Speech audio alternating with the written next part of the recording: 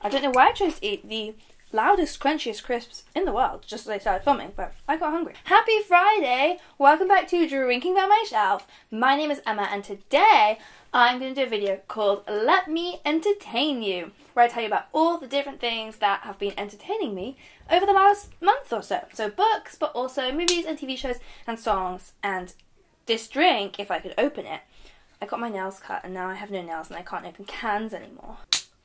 Yikes. Oh, also, if you're wondering about the Mickey Mouse ears, I put these on because they were the only thing nearby to push my hair back from my face while I was doing my makeup, and then I just kept them on after that because I thought they were cute. So, my first recommendation for things that have been entertaining me is this drink. This is non-alcoholic beer. I've been trying to cut down on drinking lately because I've been boozing too much, but this channel is called Drinking by My Shelf, so I was like, I have to drink something, and I actually really like this. This is the Brewdog Nanny State. It's a really nice non-alcoholic beer. So if you're also looking to do dry December, who does dry December? It's not a thing. But if you want to start a trend, I recommend this guy. Okay, so let's start with the books I've particularly enjoyed in November. The first one I'm going to talk about is I Love You Too Much by Alicia Drake. Now this is set in Paris, so I read it because I recently went to Paris with work to film a book break episode there that will be going up in January. It was a literary tour of Paris, and I wanted to talk not just about all the classic books that were set in Paris, but also the modern ones. So I read this book and I absolutely adored it. It's very, very sad. It's just about this boy growing up in this rather wealthy area of Paris, but with parents who are very self-absorbed and neglectful, and they've split up. He lives with his mother.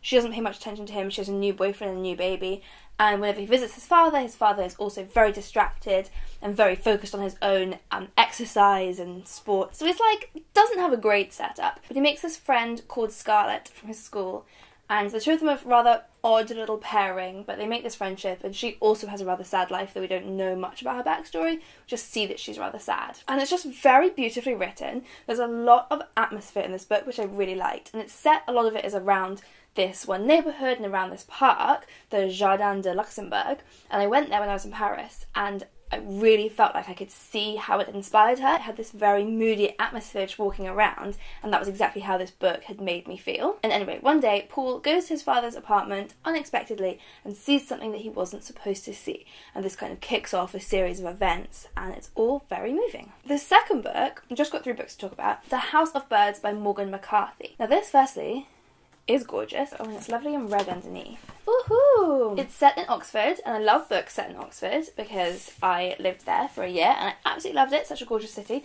so I really like reading things that are set there.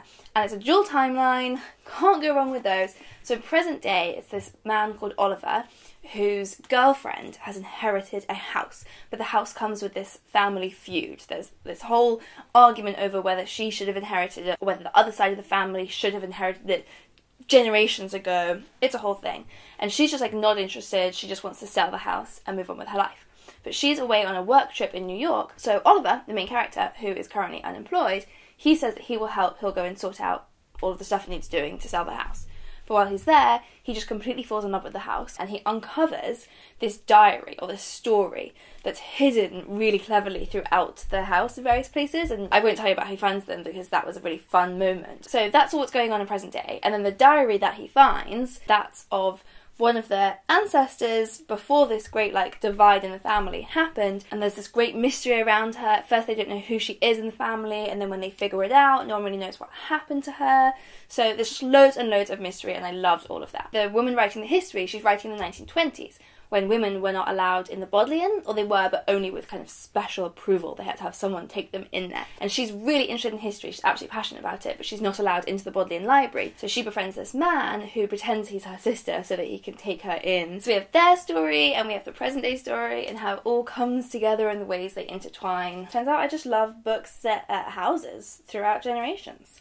I'm gonna eat another Twiglet, but then we're just going to pause for a bit while I crunch. I got 2 while I'm at it. And the third book, I literally just finished reading, that is Agatha Christie, And Then There Were None. This is my first Agatha Christie ever. I have seen the play The Mousetrap on a school trip years and years ago. I've never read any. So I did not know what to expect. I thought that it might be really old-fashioned and kind of slow. And it is very old-fashioned, but it is not slow at all. Oh my god, I tore through it. And I went into this one not knowing at all what it was about, really, and what was going to happen. So that was a lot of fun. Would not have guessed the ending. The basic premise is that these 10 people are brought together on an island, all invited with like different reasons. But when they get there, their hosts aren't there. So it's just the 10 of them on this island. And that first evening, a record plays, a gramophone just starts playing mysteriously and reads out each of their names and the person whose death they were responsible for. So they've all been brought there because they all are guilty of murders that have never been caught by the law, or could never really be caught by the law. So that's how it starts, and we have no idea who brought them there or what's going to happen, and it's just so much fun. I really, really enjoyed it. So those were the 3 books I liked best this month. So I'm also going to talk about 2 movies that I saw. One of them I actually saw back in September, and that was the documentary 3 Identical Strangers. Now this is a true story, obviously. It's a documentary about this guy who goes to his first day at uni, and it's bizarre because all these people start coming up to him and being like, "Oh hi, Bobby." I can't remember which way around whose name is, but whatever. They're calling him a name that isn't his name, and then he meets this guy who sees him, is like, "Oh my god, were you adopted? I know your twin brother." So that's like the first big news story. These 2 get reunited. It's absolutely amazing. And then while all of that is in the news, this third guy sees a picture of the 2 of them reunited and is like, that's my face too, I was adopted too, and realises that he's the 3rd triplet. They were all separated at birth. So already that's like, whoa, massive story. But that is just the beginning. I'm not going to give away anything else about this movie because I so loved all of the twists and turns that happened. But wow, it was so intense, so shocking, the fact that all this stuff actually happened, and so sad, and like I was angry by the end of it. It's just amazing. It's unbelievable. And then the fiction movie I'm going to recommend, I say fiction, it is fiction, it's a fictional story, but it's based very much on things that are really happening, and that was The Hate U Give, which is the adaptation of the book by Angie Thomas, which is also a fantastic, fantastic book. The movie was a really great adaptation. So it doesn't quite fit with my theme of let me entertain you. It is not entertaining. It is very, very sad, but it's a wonderful movie. I talked about it a bit in a video I did a couple of weeks ago about all the cinema trips I've been on this year, and mentioned in there that it just seemed to have had a really, really limited release, which is really annoying, so it's quite hard to find screenings of it. But if you can find one, if it's still on, I really recommend you have a look, because it's a fantastic film, but it will just break you. Okay, more twiglets. TV shows. I'm going to talk about the TV show You, which RG and I have just finished watching. So I read the book You by Caroline Kepnes a few years ago, and then I reread it this year. Oh my god, it's so dark. It's so dark. I kind of forgot how dark it was. And the TV show is quite an interesting adaptation because they have changed a few things. The basics are the same. So we have Penn Badgley playing the part of Joe, who, if you haven't read the book, is a stalker. And in the book, it's all written in like second person, so it's him talking to the girl that he's stalking, which is really, really creepy, and you're like in his head and in the head of this guy who like, oh, you do not want to hear the things he's thinking, so that's very, very creepy. In the TV show, obviously you can't get quite that same effect, but I thought they did a really good job of making it really creepy. Penn Badgley plays a great stalker. They have changed it to try and make him more likeable, which is an interesting decision. So they've introduced a new character that wasn't in the book, of this young boy who lives next door to him and who Joe looks after, and that definitely gives Joe a very sympathetic, likeable side to him, which is, I don't know how I feel about that. I'm not sure about it because I feel like he needs to be like a straight up bad guy. I don't really want to relate to him or feel bad for him. And also the other big change that we found is sometimes in the TV show we get Beck's perspective. So Beck is the girl that he's stalking. In the book, we don't get in her head ever at all. We only ever see her as the object that he's stalking. Whereas in the TV show, there's a few scenes where we're actually in her head and we hear her thoughts. And that I found very unsettling. I could see why they did it, because obviously it's 2018, we need female characters to have voices of their own now. We don't want them to just be these like objects. But it also just made it more unsettling in this, because all the danger that Beck is in is even more scary because we've been inside her head and we know what she's like. So yeah, like I said, I can see why they changed that. That is an important change to make. But it's just interesting the effect it has on the difference between watching the TV show and reading the book. And then I also went back and reread the sequel just while I was in the spirit of watching the TV show, which is Hidden Bodies. And that one, I remembered liking it a lot more than I liked it this time around. So You, I really enjoyed even the most recent time I read it. Like, enjoyed's the wrong word. It's so creepy and, like, so gross. But some part of me enjoyed reading it.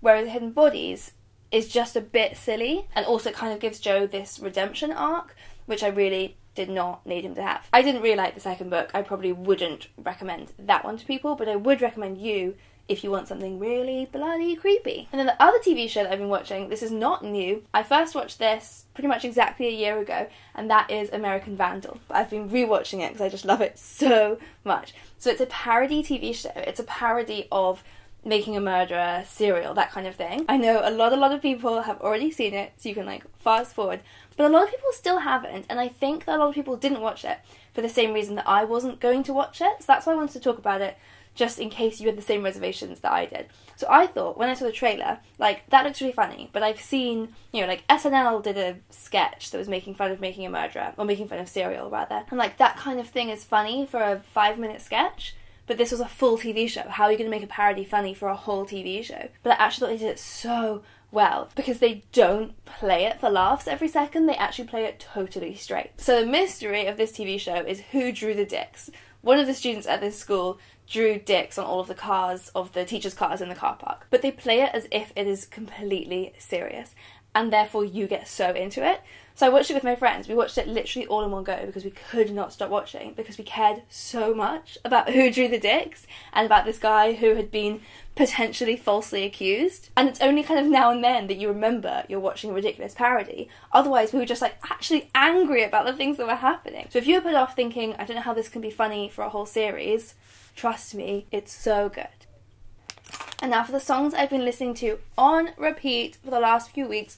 Literally don't think I've listened to anything else other than my two queens of pop music, Carly Rae Jepsen and Ariana Grande. I literally had a conversation at work the other day about how fiercely I will defend both of them as just masters of songwriting. Do they write their own songs? I don't even know. Anyway, Carly Rae Jepsen's new song, Party for One, is an absolute banger. Here's the thing about Carly Rae Jepsen that I've learned and that I respect.